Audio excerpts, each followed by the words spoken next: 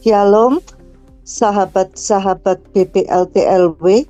Pada hari ini, tanggal 10 April 2025, kita akan belajar tentang dibebaskan dari hukum Taurat dan hidup dalam anugerah.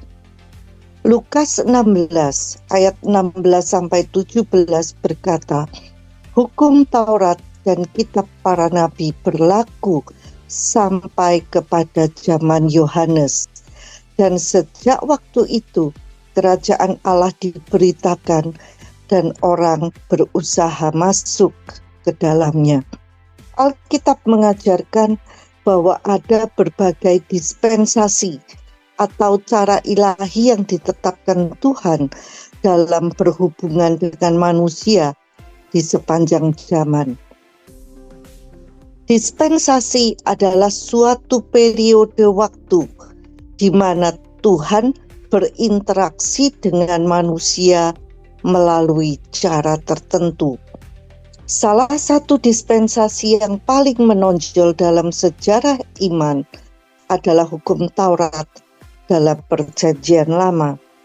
Hukum ini hanya bersifat sementara, berlaku dari saat diberikan kepada Musa di Gunung Sinai, Keluaran 20, hingga pelayanan Yohanes Pembaptis. Roma 10 ayat 4 berkata, sebab Kristus adalah kegenapan hukum Taurat, sehingga kebenaran diperoleh tiap-tiap orang yang percaya. Ketika Kristus datang, Dia mengakhiri hukum Taurat. Perjanjian Lama tutup buku, Perjanjian Baru dimulai. Banyak orang masih berpikir bahwa menaati hukum Taurat adalah syarat untuk memperoleh hubungan yang benar dengan Tuhan. Padahal Perjanjian Baru dengan jelas mengajarkan bahwa siapapun yang kembali kepada sistem hukum Taurat yang telah dihapus justru membuat karya Kristus sia-sia dalam hidupnya. Kita sekarang hidup di bawah anugerah, bukan di bawah hukum Taurat. Perbedaan hukum Taurat dan anugerah. Hukum Taurat dan anugerah adalah dua konsep yang sangat berbeda dalam rencana keselamatan Allah. Hukum Taurat menuntut ketaatan sempurna, sedangkan anugerah memberikan kebenaran sebagai hadiah melalui iman kepada Yesus. Efesus 2 ayat 8-9. Hukum Taurat berkata, lakukanlah ini untuk menjadi benar di hadapan Tuhan. Sementara anugerah berkata, percayalah kepada Kristus dan Dia yang akan membenarkanmu.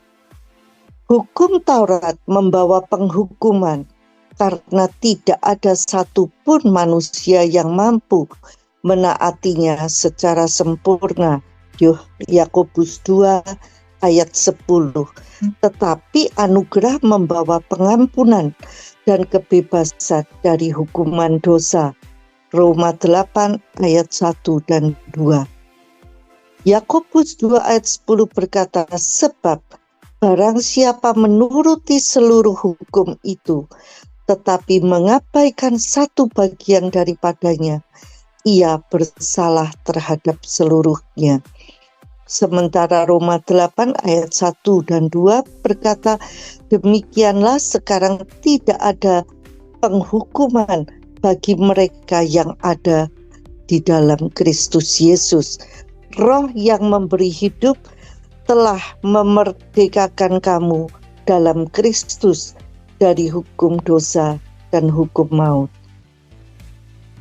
Hukum Taurat menunjuk pada dosa dan menunjukkan betapa kita gagal, sementara anugerah memberikan kuasa untuk hidup benar dalam Kristus, sesuai dengan Roma 6 ayat 14.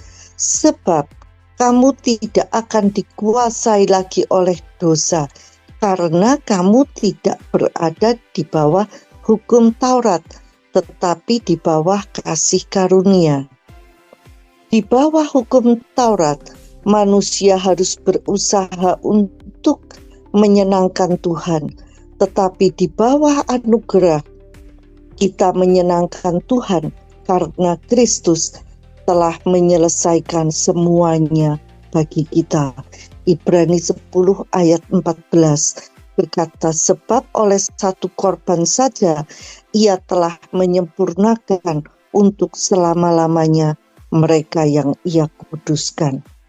Hukum Taurat mengandalkan perbuatan, sedangkan anugerah mengandalkan iman. Galatia 2 ayat 16 berkata, kamu tahu bahwa tidak seorang pun yang dibenarkan oleh karena melakukan hukum Taurat, tetapi hanya oleh karena iman dalam Kristus Yesus. Sebab itu kami pun percaya kepada Kristus Yesus, supaya kami dibenarkan oleh karena iman dalam Kristus dan bukan oleh karena melakukan hukum Taurat. Sebab tidak ada seorang pun yang dibenarkan oleh karena melakukan hukum Taurat. Hukum Taurat membawa ketakutan dan perbudakan, tetapi anugerah membawa damai sejahtera dan hubungan yang erat dengan Tuhan. Roma 5 ayat 1. Yesus datang bukan untuk membatalkan hukum, tetapi untuk menggenapinya. Di dalam Dia hukum itu telah digenapi, sehingga kita tidak perlu lagi hidup di bawah tekanan hukum Taurat, tetapi dapat menikmati kebebasan di dalam Kristus. Apa yang harus dilakukan agar kita hidup dalam anugerah? Kita adalah manusia roh. Kita memiliki jiwa yang terdiri dari pikiran, kehendak, dan emosi. Dan kita hidup di dalam tubuh. Ketika lahir baru, kita menjadi ciptaan yang baru. 2 Korintus 5 ayat 17. Namun, meskipun roh kita ciptaan baru, pikiran dan tubuh kita tetap yang lama. Kitalah yang harus mengambil tindakan atas pikiran dan tubuh kita, bukan Tuhan. Roma 12 ayat 1 dan 2 memberitahu kita apa yang harus dilakukan.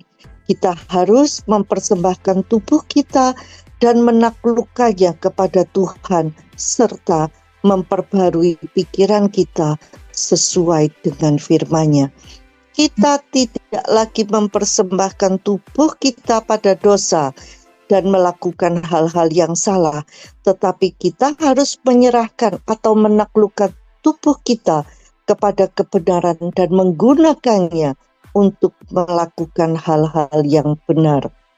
Roma 6 ayat 13 dan 14 menasihatkan kita, janganlah kamu menyerahkan anggota tubuhmu kepada dosa untuk dipakai sebagai senjata kelaliman, tetapi serahkanlah dirimu kepada Allah sebagai orang-orang yang dahulu mati, tetapi yang sekarang hidup.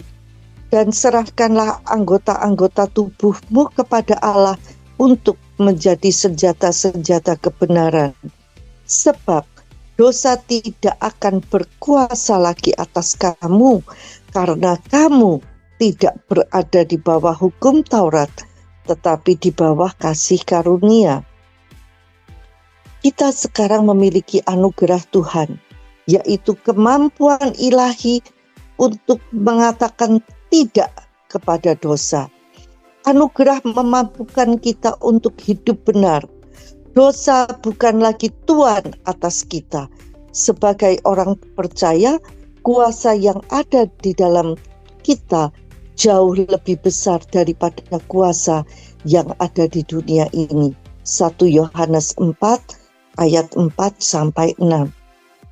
Tetapi untuk memutuskan kebiasaan dosa dalam daging, Kita harus berkata, "Tidak, iblis, kamu tidak punya wewenang lagi untuk menguasai dan mendominasi aku.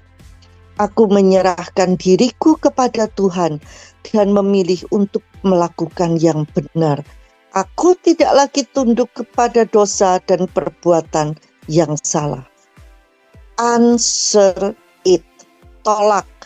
Jawablah kebiasaan buruk dalam daging kita.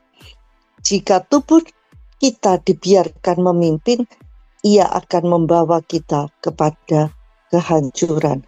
Karena kita melepaskan iman melalui perkataan.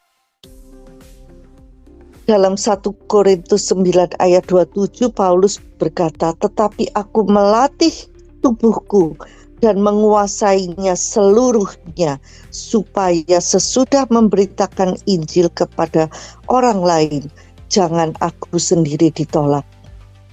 Meskipun Paulus rasul besar, tetap memiliki tubuh yang cenderung salah.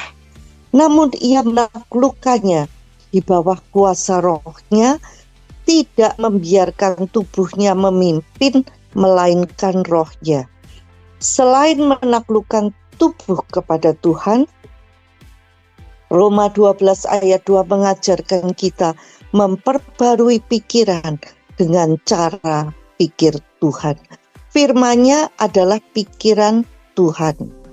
Jika pikiran kita berbeda, kita harus meninggalkan pikiran kita sendiri dan menggantinya dengan firman. Pikiran yang diperbarui mempengaruhi tindakan, mengubah perilaku, dan menjadikan kita pelaku firman. Kita harus memperbarui pikiran kita setiap hari agar tetap selaras dengan firman. Ini adalah proses seumur hidup. Pikiran adalah medan pertempuran utama dalam melawan setan. Tuhan ingin kita menaklukkan tubuh kita kepadanya dan memperbarui pikiran kita dengan firman-Nya agar kita dapat berkuasa dalam hidup, dan itu merupakan pertahanan terbaik dalam melawan iblis. Tidak ada celah lagi bagi musuh yang ingin memporak-porandakan hidup kita. Banyak orang berpikir bahwa iblis adalah masalah utama mereka, padahal masalah sebenarnya karena mereka tidak menundukkan tubuh kepada Kristus dan tidak memperbarui pikirannya. Mereka menunggu Tuhan turun tangan dan mengubah situasi mereka. Padahal Tuhan sudah memberi kita kuasa, otoritas untuk mengalahkan musuh dan memberitahu kita apa yang harus dilakukan. Menyerahkan tubuh kita kepadanya, bukan kepada dosa, dan memperbarui pikiran kita. Namun mereka tidak taat. Itulah sebabnya mereka terus mengalami pergumulan dan krisis setiap hari. Tidak ada gunanya mencoba mengusir iblis dari seseorang jika masalah sebenarnya adalah pikiran yang belum diperbarui. Iblis memang melawan dan menyerang mereka yang menaati Tuhan. Tetapi ketika pikiran kita diperbarui, serangan itu tidak akan bisa masuk. Pembaruan pikiran terjadi melalui firman Tuhan. Saat kita memberi makan pikiran kita dengan firman, merenungkannya dan melakukannya, pikiran kita diperbarui. Semakin banyak kita mengisi diri kita dengan firman dan melakukannya, semakin cepat proses ini terjadi. Sebaliknya, semakin sedikit kita memberi makan diri kita dengan firman, semakin lama proses ini berlangsung. Semakin cepat kita berkomitmen untuk memperbarui pikiran kita, semakin cepat kita dapat menikmati manfaat yang Yesus sediakan bagi kita. Yosua 1 ayat 8 menjelaskan bagaimana cara memperbarui kita.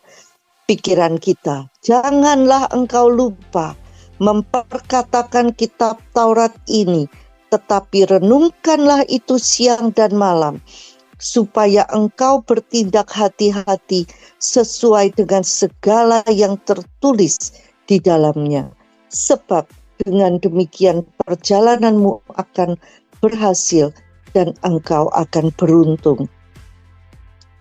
Kemenangan sudah menjadi milik kita karena kita telah lahir baru.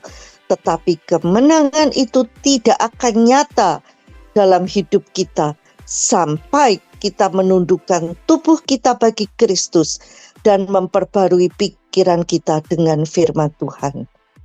Mari kita kerjakan bagian kita. Demikian pelajaran kita pagi hari ini. Sampai jumpa lagi besok. Tuhan Yesus memberkati.